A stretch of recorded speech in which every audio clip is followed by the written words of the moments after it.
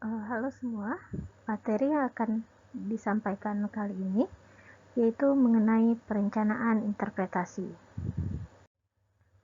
Perencanaan interpretasi sebenarnya merupakan bagian dari perencanaan suatu kawasan wisata.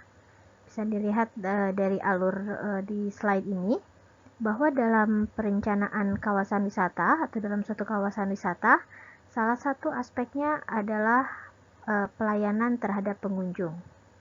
Nah, di dalam pelayanan terhadap pengunjung itu ada beberapa hal yang harus disiapkan, yaitu yang pertama adalah pelayanan informasi, kemudian promosi, kemudian pelayanan pendidikan atau edukasi untuk pengunjung, kemudian ada safety dan security, dan masih banyak yang lain lagi. Nah, di dalam pelayanan terhadap pengunjung tadi, salah satu bagiannya bisa dilihat di sini ada pelayanan informasi, promosi, dan pendidikan, dan juga safety dan security ini bisa dilakukan atau bisa dibuat dengan melakukan atau mengembangkan perencanaan interpretasi. Nah, jadi dalam kita melakukan suatu perencanaan interpretasi, itu kita menyesuaikan dengan perencanaan dan tujuan yang ada di kawasan wisata tersebut. Yang sudah saya sampaikan bahwa untuk perencanaan interpretasi itu sebaiknya dilakukan di dalam suatu kawasan yang sudah menjadi suatu kawasan wisata. Karena kita akan mengacu kepada pengelolaan wisata secara garis besarnya. Nah, apa saja yang harus ada di dalam suatu perencanaan interpretasi? Nah, di sini dapat dilihat secara garis besar. Perencanaan interpretasi terbagi menjadi 3. Yang pertama adalah rencana satuan, kemudian ada rencana kegiatan, dan ada rencana penugasan. Nah, rencana satuan ini fokusnya adalah ke perencanaan ke arah ke kawasannya, ke sumber daya alam yang ada di kawasannya atau sumber daya budaya yang ada di kawasan. Sedangkan rencana kegiatan fokusnya adalah kegiatan-kegiatan apa yang bisa dilakukan terkait dengan interpretasi di kawasan tersebut. Nanti ada rinciannya di slide setelah ini untuk setiap aspek perencanaannya.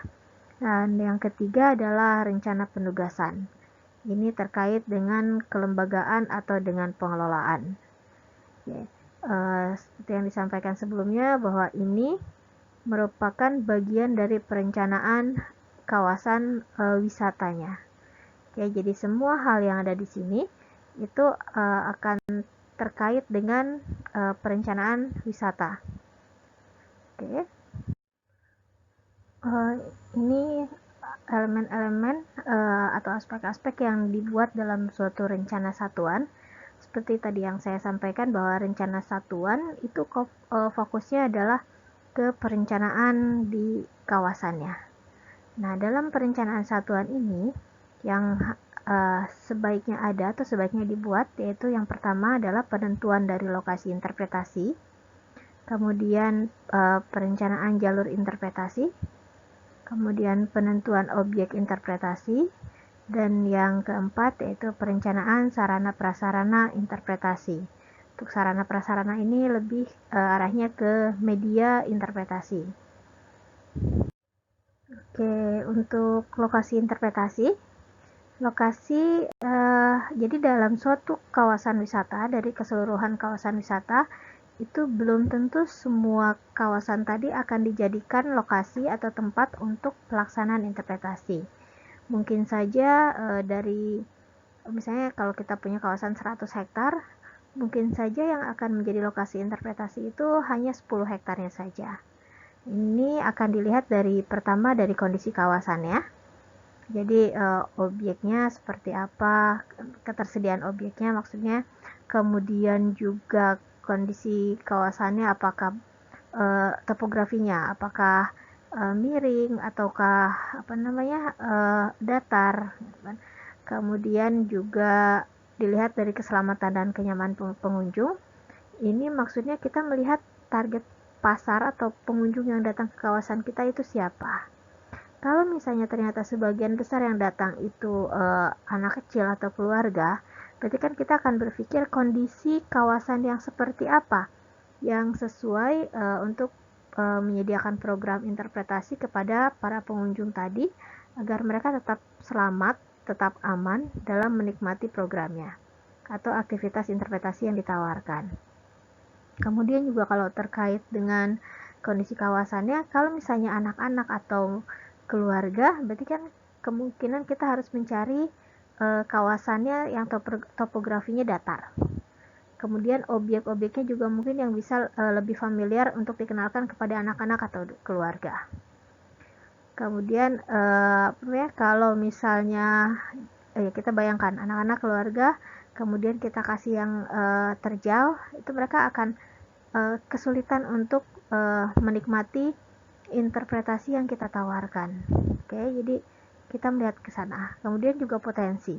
Walaupun di dalam materi objek interpretasi saya sampaikan bahwa semua itu bisa menjadi objek interpretasi, tapi kan tadi saya sampaikan bahwa kita harus melihat peruntukan kawasan itu untuk siapa, kemudian pengelolaannya, tujuannya itu untuk apa, dan itu kan harus disesuaikan kembali pemilihannya, ada kriterianya kan untuk menentukan objek tadi. Nah, dari keseluruhan tersebut, aspek-aspek dari kondisi, potensi, kemudian kita melihat keselamatan dan kenyamanan pengunjung ini, jadi kita bisa menentukan, lokasi mana yang paling sesuai, yang paling memenuhi kriteria yang tadi sudah ditetapkan. Nah, ini di sebelahnya ada beberapa contoh kriteria. Jadi kalau misalnya kondisi kawasan, kita bisa lihat misalnya dari kondisi kemiringannya, kemudian kondisi tanahnya. Kan tanahnya juga kalau interpretasi orang akan datang ke sana untuk menikmati objek interpretasi yang kita tawarkan. Kalau misalnya kondisi tanahnya rentan atau misalnya gampang longsor, berarti itu kan akan agak sedikit berbahaya. Nah, kemudian juga kalau keselamatan pengunjung di sini kriterianya bisa dilihat dari potensi bahaya yang ada di kawasan. Kemudian kalau potensi kawasannya dilihat dari objek interpretasinya, kemudian dari habitat satwa, dari apakah ada objek sejarah budaya dan yang lain-lainnya. Nah, ini kriteria ini bukanlah kriteria yang tetap atau yang fix. Kriteria ini bisa kita buat sendiri disesuaikan dengan tujuan kita. Kemudian dilihat juga dari tujuan pengelolaan kawasannya. Ini hanya sebagai contoh saja. Oke, coba kita perhatikan foto yang ada di slide ini. Bisa dilihat di yang sebelah kanan ya, yang ada foto yang ada dua bertumpuk ini. Coba dibayangkan kalau misalnya kawasan wisatanya seperti yang ada di foto yang ada di atas, yang sebelah kanan atas. Ini bisa terlihat bahwa ada yang datar, kemudian ada yang berbatu, batu-batunya besar ya, banyak, kemudian ada yang bukit-bukit. Nah, kira-kira lokasi mana yang akan dijadikan lokasi interpretasi? Yang mana yang sesuai? Nah, pengunjung yang datang ke sini itu dari berbagai usia, dari bayi sama orang tuanya ya, sampai ke orang tua. Apakah kalau misalnya kita mau mengenalkan potensi-potensi ini, lokasinya akan di yang tempat berbatu? Apakah tempat yang berbatu ini bisa dijangkau banyak orang atau bisa didatangi banyak orang? Mungkin akan sulit ya. Tapi kita tetap bisa menginterpretasikan batu-batu tersebut, tapi mungkin kita menyimpan atau meletakkan media untuk mengenalkannya tidak di antara batu-batu tadi, tapi mungkin di tempat yang datar ini. Nah, jadi ini akan menjadi objek kita, tapi lokasi untuk interpretasinya kita fokuskan di yang datar. Oke. Nah, kemudian yang berikutnya gambar yang di bawahnya. Nah, kalau yang di atas ini ada benar-benar yang yang di atas ini masih ada yang datarnya walaupun ada yang batuan. Nah, coba yang dilihat di bawahnya ini benar-benar terjal. Nah, apakah ini akan dijadikan lokasi interpretasi di mana orang melakukan kegiatan interpretasi? Mungkin akan sulit ya. Jadi objeknya bisa kita interpretasikan. Oke. Akan tetapi lokasi interpretasinya yang akan menjadi pusat kegiatan interpretasinya mungkin tidak di sini. Kita bisa mencari tempat lain yang agak lebih aksesibel, bisa diakses orang-orang. Oke. Kemudian bisa dilihat di yang petanya, ini salah satu, ini sebenarnya peta zonasi wisata, tapi di sini sudah dibagi menjadi 3 bagian. Ada zona wisata utama, itu dilihat dari objek-objek yang ada. Kemudian ada zona wisata penunjangnya, jadi objeknya ada tapi tidak sebanyak yang utama tadi. Dan kemudian ada yang pendukung. Nah, yang pendukung ini kalau di wisata misalnya untuk infrastruktur, fasilitas wisata, restoran dan yang lain-lain. Nah, kalau ini kebetulan lokasinya datar, jadi sebenarnya semua tempat bisa dijadikan lokasi interpretasi. Tapi kalau ngelihat dari potensinya, memang hanya yang berwarna yang tua ini. Ini hijau tua apa biru tua lah, saya nggak tahu juga.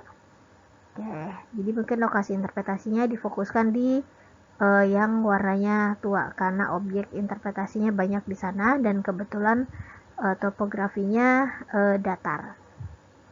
Oke.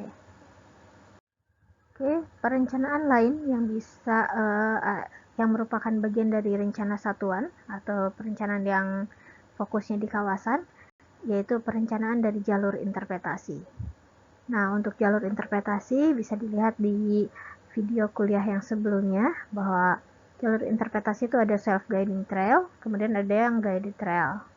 Nah, jadi untuk perencanaan jalur interpretasi pun kita mulai memikirkan apakah kita dari kondisi kawasan tadi, apakah jalurnya akan self-guide, jadi orang bisa datang sendiri ke sana, melakukan interpretasinya sendiri dengan bantuan media-media interpretasi, ataukah harus menggunakan pemandu. Nah, kalau misalnya akan merencanakan self-guiding trail, berarti harus memikirkan sign and label atau papan interpretasi apa yang akan dibuat di jalur tadi. Oke, kemudian juga mulai memplotkan atau membuat perencanaan stopping point atau objek-objek interpretasi yang informasinya akan disampaikan kepada pengunjung. Sign and label dengan stopping point ini berkaitan juga. Jadi di mana stopping point itu kita tetapkan, berarti kita akan menempatkan juga sign and labelnya. Kan pengunjung tidak bisa tahu dong kalau misalnya di situ ada yang menarik tanpa ada petunjuk arahnya atau penunjuknya. Oke. Nah, kalau misalnya kita membuat jalur interpretasi tapi untuk guided trail, berarti ini akan terkait dengan penyusunan program interpretasi. Karena kalau misalnya guided trail berarti kan ada pemandunya, ada paket tertentu atau ada program tertentu yang harus diikuti untuk bisa mendapatkan informasi atau interpretasi mengenai kawasan tadi. Oke, jadi dari dua ini yang utama, mana yang akan direncanakan di kawasan kita atau di tempat kita. Apakah bisa dua-duanya dalam satu jalur? Tentu saja bisa. Jadi orang bisa datang ke sana tanpa pemandu, tapi kalau misalnya ingin mendapatkan informasi yang lebih dalam atau yang lebih detail mengenai hal tertentu, berarti orang itu akan menyewa pemandu dan mengikuti suatu program interpretasi. Oke, ini contoh skema jalur interpretasi.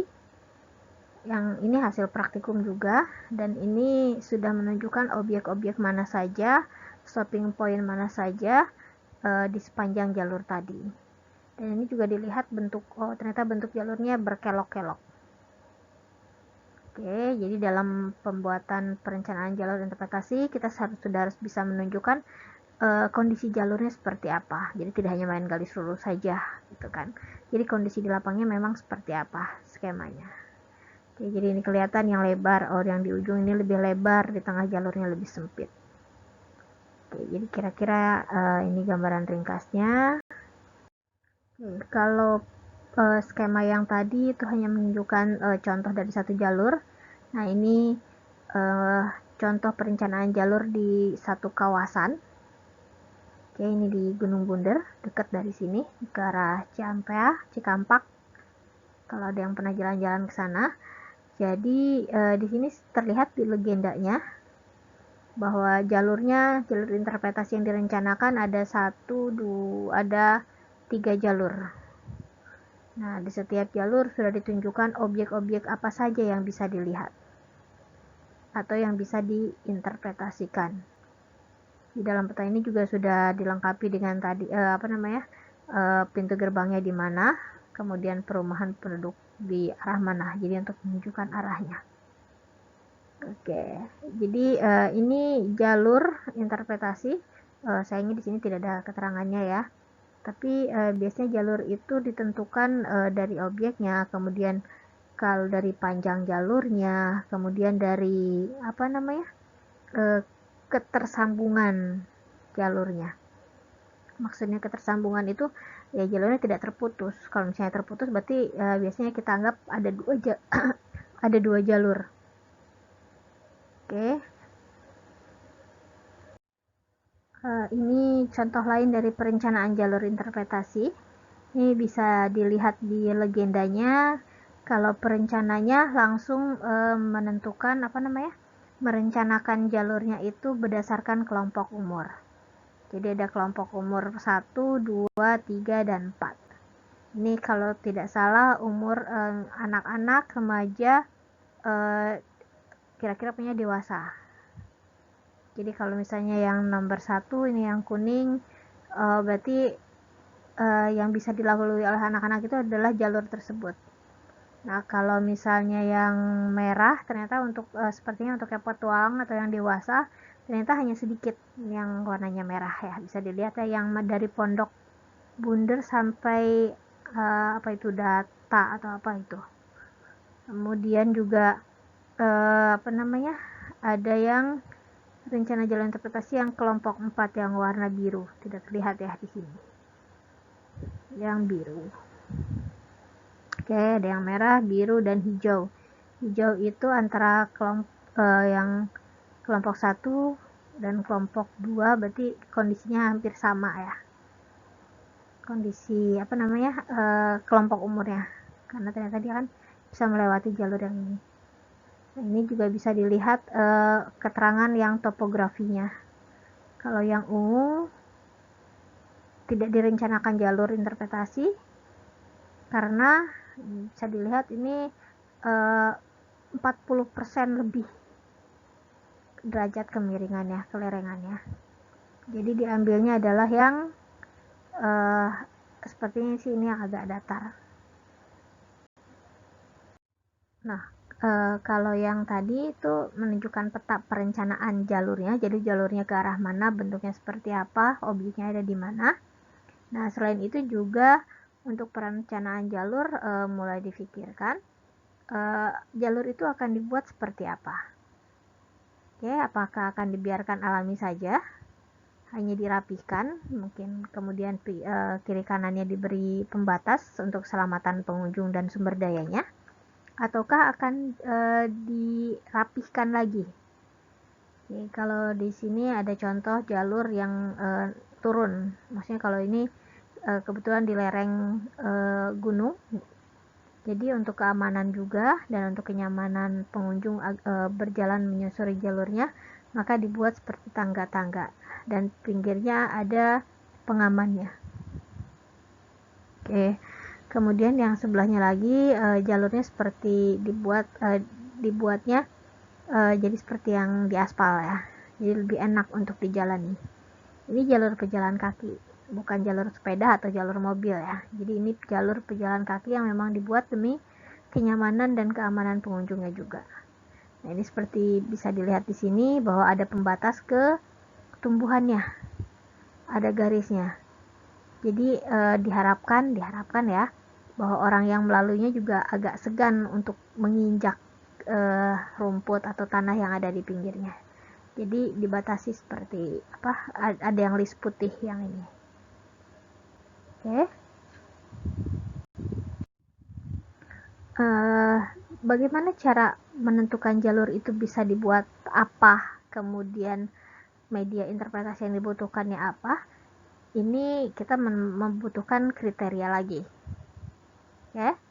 Nah, di sini contohnya untuk menentukan jalur interpretasi itu disesuaikan dengan jelas potensi kawasan dengan suplainya, dengan objek apa saja yang bisa diinterpretasikan. Kemudian juga dengan keinginan atau karakteristik dari pengunjung. Kalau memang pengunjungnya yang tadi sampaikan misalnya anak-anak, jadi jalurnya yang cocok itu seperti apa? Kemudian bentuknya seperti apa? Nah, kemudian juga kita harus mengikuti rencana pengelola. Pengelola akan mengembangkan kawasan tadi itu menjadi kawasan seperti apa? Jangan sampai kita terlalu jauh berbeda dengan keinginan atau dengan tujuan pengelolaan kawasan. Oke, kemudian jadi di sini kriterianya adalah sasarannya, target sasarannya siapa, kemudian tema interpretasinya apa. Jadi kalau misalnya temanya terkait dengan tumbuhan, berarti jalurnya juga dipilih yang memang objek interpretasinya banyak tumbuhannya, gitu kan. Nah, kemudian juga memikirkan keselamatan pengunjung. Oke, ini yang di sebelah kanan ini contoh kriterianya. Hampir sama ya dengan yang contoh penentuan yang lokasi tadi di atas, karena memang patokannya itu di keselamatan pengunjung, di potensi, kemudian di rencana pengelolaan. Itu adalah memang patokan dasar dari kita melakukan perencanaan. Jadi dari supply dan dari demand. Sama dengan yang di wisata. Kita punya supply, kita punya demand, bagaimana kita menyatukannya. Oke, perencanaan selanjutnya yang termasuk dalam perencanaan satuan yaitu penentuan atau perencanaan objek interpretasi. Nah, di sini disampaikan juga sekali lagi untuk menentukan objek interpretasi kita memerlukan kriteria. Kriteria itu disesuaikan dengan tujuan kawasan yang utama, jadi pengelolaannya seperti apa, kemudian jadi berikutnya adalah dari tema kawasannya. Oke. Dan kalau misalnya kita memang ingin juga memperhatikan keinginan pengunjung, ya kita juga memasukkan kriteria pengunjung ke dalam kriteria penentuan objek wisata kita. Jadi kalau misalnya pengunjungnya banyak yang menyukai satwa, berarti objek interpretasi satwa yang berupa satwa adalah yang menjadi prioritas ya untuk direncanakan. Ingat ya, kata-katanya adalah prioritas. Jadi yang lainnya bukan tidak, tapi prioritas yang kedua atau yang berikutnya. Nah, ini ada contoh kriterianya. Ini contoh kriteria untuk menentukan objek dengan tema kawasannya lebih ke melindungi perlindungan terhadap konservasi kehati. Perlindungan konservasi ya, tapi mestinya temanya lebih ke konservasi kehati. Jadi untuk menentukan objek wisata, objek interpretasi yang mana yang akan ditonjolkan itu dilihat dari status konservasinya, status atau status perlindungannya, dari endemisitasnya, kemudian dari manfaat kegunaannya. Tapi kalau misalnya kita tema kawasannya lebih yang paling enak lah, yang gampang, misalnya wisata kuliner, temanya adalah untuk kuliner, berarti objeknya kita melihatnya adalah yang terkait dengan kuliner tadi. Misalnya kalau ke hati, berarti ke hati mana yang memang banyak dimanfaatkan sebagai bahan makanan, sebagai bahan memasak, karena kan hubungannya dengan kuliner. Berarti itulah kriterianya. Oke, jadi dikembalikan ke tujuan pengelolaan atau pengembangan kawasannya apa, tema kawasannya apa, itulah menjadi patokan patokan untuk kita membuat kriteria menentukan objek interpretasi mana yang akan kita tonjolkan. Ya, ini adalah salah satu contoh dari hasil penentuan objek interpretasi. Ini hasil penelitian kakak kelas kalian. Jadi dia membuat peta objek interpretasi di KHDTK Cikampek. KHDTK itu singkatan dari kawasan hutan dengan tujuan khusus, di mana fungsinya itu fokus ke sebenarnya hutan produksi, kemudian juga bisa dimanfaatkan sebagai wisata pendidikan dengan fokus utamanya adalah keanekaragaman hayati. Dengan fokus yang paling utamanya lagi adalah lebih ke arah tumbuhan. Oke, jadi di sini bisa dilihat objek-objek yang ditampilkan itu dari seluruh kawasan itu kan sudah ada titik-titiknya yang mana saja. Oke, ini bisa dilihat di legendanya objek yang mana ada tumbuhannya, ada satwanya juga ada, kebudayaannya juga ternyata ada di dalam kawasan tersebut. Oke, setelah objek dan objek interpretasi, yang berikutnya adalah perencanaan sarana prasarana interpretasi. Sarana prasarana ini maksudnya lebih ke arah media interpretasi. Jadi bagi yang sudah membaca literatur atau membaca bahan yang saya berikan, media itu kan banyak ya. Tapi di sini diberi contoh ada 2, jadi papan informasi dan PAL interpretasi. Kemudian ada Wisma Cinta Alam atau pusat informasi.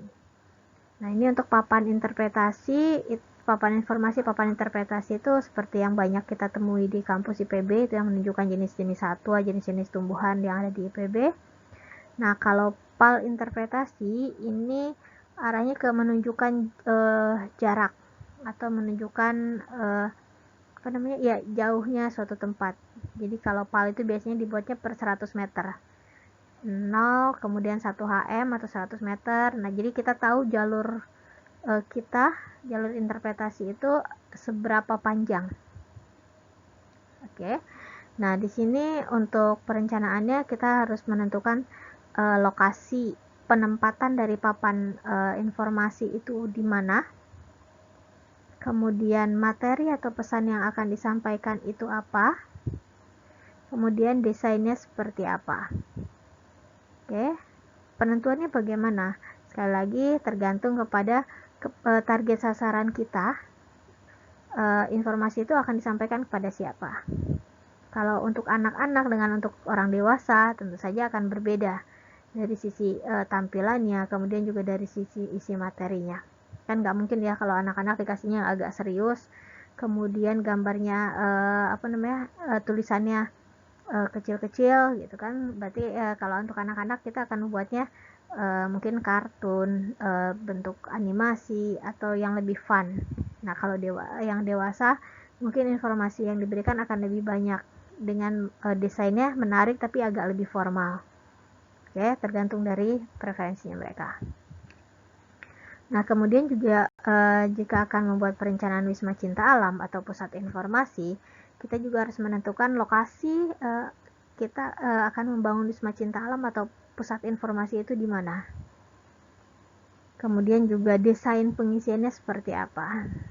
Ini lebih ke yang kalau yang suka desain interior, kemudian arsitektur bangunan, nah ini bisa membuat ke arah sana.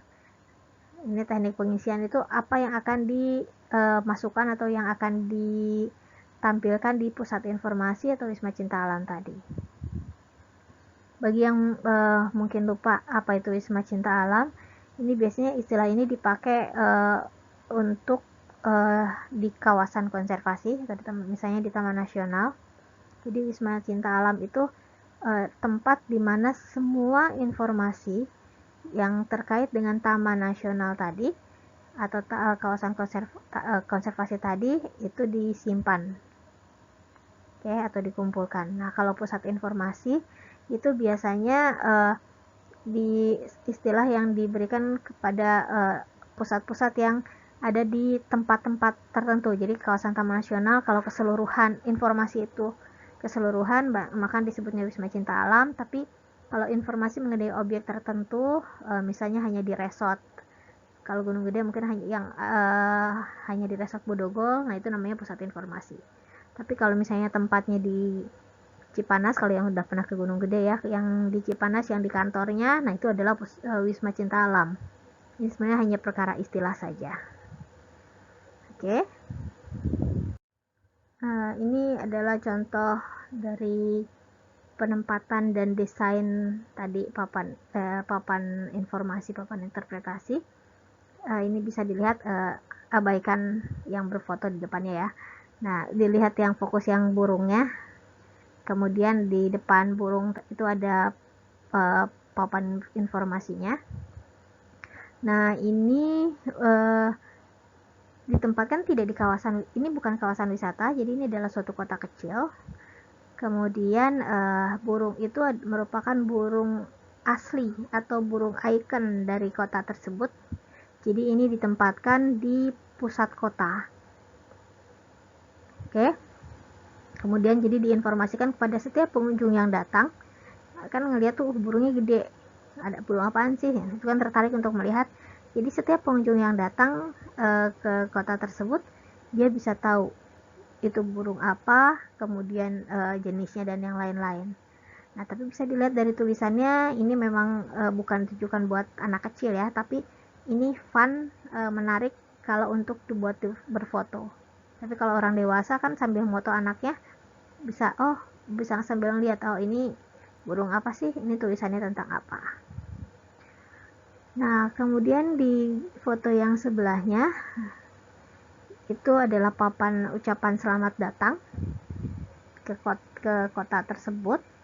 Nah, di sini ada tulisannya ya, ada World Capital of Brown Trout Fishing. Jadi khas dari kota ini adalah ikan troutnya, dan itu bisa diambil, maksudnya banyak yang memancing.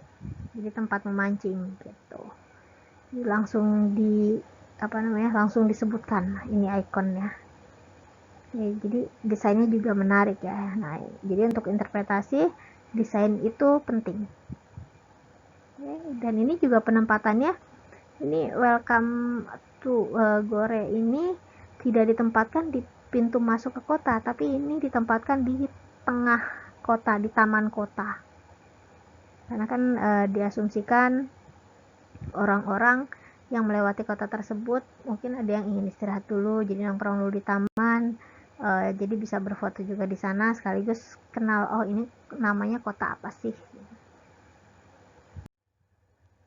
Ini contoh lain dari papan interpretasi, papan informasi. Nah, bisa dilihat yang sebelah kiri, kalau terbaca tulisannya adalah what do you see. Tulisan yang lainnya kecil-kecil ya, tapi bisa yang terlihat itu what do you see. Nah, ini papan ini dia menerangkan, jadi menunjukkan bahwa batu-batu yang ada di depannya itu dulu bentuknya itu seperti ini. Nah, makanya dia tanya sekarang, what do you see? Apakah apa yang kamu lihat? Apakah sama atau tidak dengan gambar yang ada di sini? Nah, kalau tidak sama, nah di sini juga dijelaskan. Jadi karena dia di batu-batu itu ada di laut, maka batu-batu tersebut kan terkikis, jadi bentuknya berubah. Tapi dia menyampaikan dulunya seperti ini loh, gitu kan. Jadi dia menceritakan tentang pembentukan tentang bentuk-bentuk batu, kemudian perubahan-perubahan yang terjadi pada batu tadi. Jadi lebih menarik gitu kan dengan kata-kata what do you see, tidak dengan yang batu, perubahan bentuk batu. Itu kan berbeda ya sense-nya, rasanya. Oke, nah kemudian yang sebelahnya ini papan petunjuk arah. Nah, ini sudah biasa ya kita ngelihatnya ya. Jadi dan ini dia menggunakan kayu, desainnya simple sekali. Berarti sebenarnya kalian bisa membuat yang lebih menarik dari sini.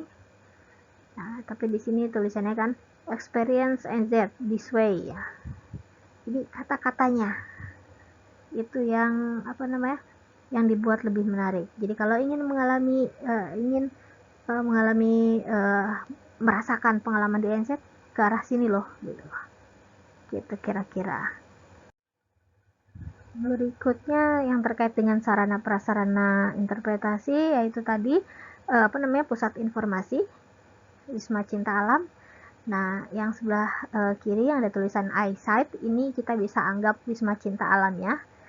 iSight itu singkatan dari information site. Jadi kalau lihat di bawahnya ini visitor center, pusat pengunjung. Jadi di iSight ini semua informasi yang terkait dengan kota, di sini kebetulan di Nelson regional, ini ada di New Zealand, dan di iSight ini semua informasi mengenai kota Nelson itu akan ada di sana. informasi yang ada di dalam sini itu tidak hanya berisi informasi tentang kawasan wisata, tapi juga informasi mengenai transportasi. Jadi misalnya jadwal bis dalam kota, jadwal bis luar kota, mau booking bis, itu kita bisa lakukan di iSight ini. Nah, tentu saja kalau kawasan-kawasan wisata, semua informasi mengenai kawasan wisata yang ada di Kota Nelson itu ada di iSight ini. Dan kalau kita mau booking dan mau beli tiket untuk masuk ke kawasan wisata tadi, kita juga bisa beli di sini. Ini yang sayangnya Indonesia masih belum banyak mengembangkan ya. Jadi kalau misalnya kalian tertarik membangun iSight di kota kalian, itu akan sangat membantu bagi orang yang pertama kali datang. Jadi kalau kami jalan-jalan, yang pertama kami tuju adalah pusat informasinya. Kita tuju iSight-nya. Dari situ kita lihat, oh di kota ini ada apa saja sih? Kemudian kalau mau kemana, itu harus naik apa? Di sini juga ada selain transportasi, akomodasi, restoran, istilahnya apa ya? Palu gada lah. Apa lo mau, gua ada. Informasi apa yang kamu butuh, ada di sini. Kalau mereka tidak tahu, mereka akan bantu tanyakan. Itu asiknya. Nah, kemudian juga di sini tidak hanya informasi, tapi souvenir. Bagi ibu-ibu yang suka belanja, ini saya hobi nih kalau sudah ke iSight.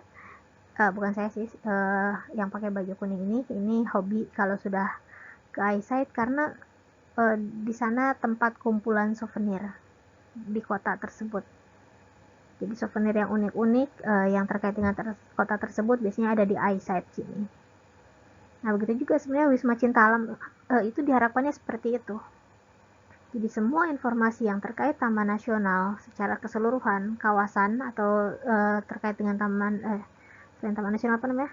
Kawasan konservasi itu ada di Wisma Cinta Alam tadi. Jadi orang itu yang pertama dituju adalah Wisma Cinta Alam. Dia mau booking, dia mau nanya, dia mau belanja, itu bisa dilakukan di sana. Oke, one stop shopping. Seperti itulah. Oke, nah kalau yang sebelahnya yang ada bentukan seperti gapura, ini dia merupakan pusat informasi kawasan wisata, karena ini kebetulan pusat informasi yang di glowworm. Jadi apa namanya, glowworm itu cacing bercahaya, saya lupa namanya situ. Nah, jadi dia hanya menerangkan atau hanya berisi informasi mengenai lokasi wisata tadi.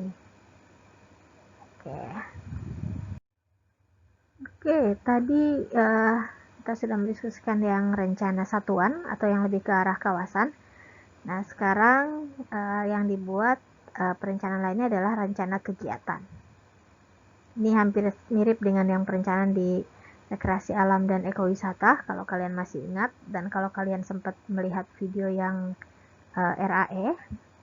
Jadi sama, rencana kegiatan ini kita tujukan kepada atau kita rencanakan untuk kawasannya, tapi bukan ke arah infrastrukturnya ya, tapi apa yang akan dilakukan dengan kawasan. Kemudian pengunjung, kemudian ke masyarakat, kemudian kegiatan apa yang harus dilakukan kepada pengelolanya itu sendiri. Jadi kegiatan-kegiatan yang direncanakan pengelola untuk kawasan, pengunjung, masyarakat, dan pengelolanya itu sendiri. Ini contoh rencana kegiatan untuk kawasan. Itu yang pertama, misalnya setelah kalian mencari semua data dan dan informasi, ternyata data mengenai objek interpretasi yang ada di kawasan itu belum lengkap. Berarti diperlukan suatu kegiatan identifikasi objek interpretasi yang lebih lanjut. Nah, kemudian setelah dilihat juga di rencana pengelolaannya, ternyata diperlukan ternyata banyak dampak yang terjadi pada lingkungan dan masyarakatnya yang terkait dengan interpretasi. Oleh karena itu diperlukan adanya evaluasi dampak. Nah, bagaimana menentukan rencana kegiatan yang harus dilakukan? Ya, kita melihat tujuan kawasannya untuk apa, kemudian tujuan pengelolaannya untuk apa, yang sudah direncanakan apa, yang sudah dilaksanakan apa, kurangnya ada di mana untuk bisa mencapai tujuan pengelolaan tadi. Nah, dengan interpretasi dengan tujuan akhirnya adalah untuk menjaga kelestarian, berarti fokusnya bisa ke bagaimana agar kelestarian kawasan itu tetap terjaga. Apa saja yang harus dilakukan?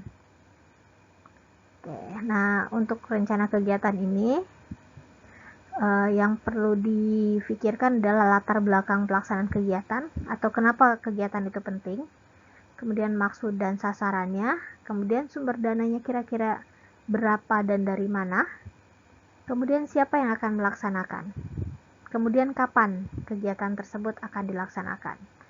Jadi kalau identifikasi objek interpretasi tadi, latar belakangnya adalah karena belum cukup data untuk membuat program misalnya, atau belum cukup data dan informasi untuk pengembangan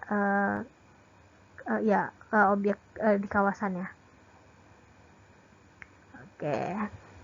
Kemudian maksud dan sasaran ya tadi yang untuk mengidentifikasi atau menambah atau membuat baseline atau data mengenai objek interpretasi yang ada di kawasan. Sumber dananya misalnya dari perusahaan itu sendiri atau meminta investor. Siapa yang akan melaksanakan? Mungkin pengelolanya atau meminta bantuan kepada orang lain. Jadwalnya mungkin akan dilakukan setiap tahun. Kira-kira seperti itu. Oke, ini rencana kegiatan untuk masyarakat.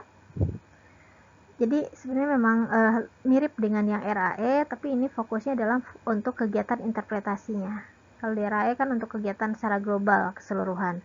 Kalau ini dikhususkan untuk kegiatan interpretasi. Jadi kalau di sini dilihat contohnya adalah menjalin kerjasama dengan masyarakat untuk dijadikan sebagai pemandu, misalnya.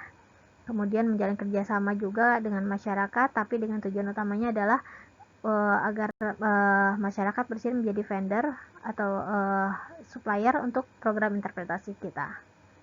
Kemudian juga kegiatan lainnya misalnya peningkatan kapasitas masyarakat, tapi khusus dalam pelaksanaan interpretasi, misalnya untuk jadi interpreter atau untuk bisa menyusun program, atau misalnya untuk bisa mengidentifikasi objek, atau untuk apa saja yang harus dibuat sama dengan yang tadi, latar belakangnya apa, maksud dan sasarannya bagaimana, sumber dananya dari mana, siapa yang akan melaksanakannya, kemudian kapan akan dilaksanakan.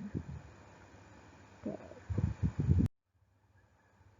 Ini contoh rencana kegiatan untuk pengelola. Jadi semuanya dikaitkan dengan kegiatan interpretasi, dengan apa yang dibutuhkan untuk bisa melaksanakan interpretasi di kawasan tersebut. Oke, jadi ini lebih ke pemanduan, penyusunan program interpretasi, dan kira-kira apa lagi yang terkait dengan interpretasi yang memang dibutuhkan dari pengelola. Nah, ini rencana kegiatan untuk pengunjung. Ini contohnya ada penyusunan program interpretasi. Ini sudah ada penjelasannya tersendiri ya, seperti apa untuk membuat program interpretasi. Nah, kemudian misalnya untuk menyediakan pelayanan pemanduan. Jadi memang ada harus ada misalnya tour guide-nya sendiri ya. Gitu kan. Nah, sama intinya jadi yang dibuat latar belakangnya, maksud sasaran, sumber dana, tenaga, jadwal kegiatan. Oke, ini perencanaan yang berikutnya dan yang terakhir kalau tidak salah, yaitu dengan membuat rencana penugasan. Nah, di sini merencanakan pengorganisasian dari pelaksanaan interpretasi di kawasan. Nah, di sini catatannya adalah melengkapi penugasan yang sudah ada. Maksudnya, ini rencana penugasan itu adalah bagian dari struktur organisasi dari kawasan wisata yang akan direncanakan tadi. Oke, jadi bukan membuat kelembagaan baru atau penugasan baru, tapi dari struktur organisasi yang ada, dicek, dievaluasi apakah sudah ada belum yang mengurus masalah interpretasi, khusus interpretasi. Oke, jadi ini struktur organisasinya bukan dibuat lagi, tapi mengikuti yang sudah ada. Nah, kemudian juga dibuat tugas pokok dan fungsi dari setiap penugasan tadi. kualifikasi yang dibutuhkan seperti apa, kemudian penjadwalannya juga seperti apa. Nah, untuk gambarannya yang ini bisa melihat di yang perencanaan pengembangan yang ekowisata, di yang video yang itu ya. Di situ sudah ada penjelasannya yang agak lebih detail. Tapi intinya untuk rencana penugasan ini adalah melengkapi struktur organisasi yang sudah ada di sana dengan kelembagaan atau dengan struktur yang terkait dengan interpretasi, bukan membuat ulang dari struktur organisasi yang ada, tapi melengkapi yang sudah ada.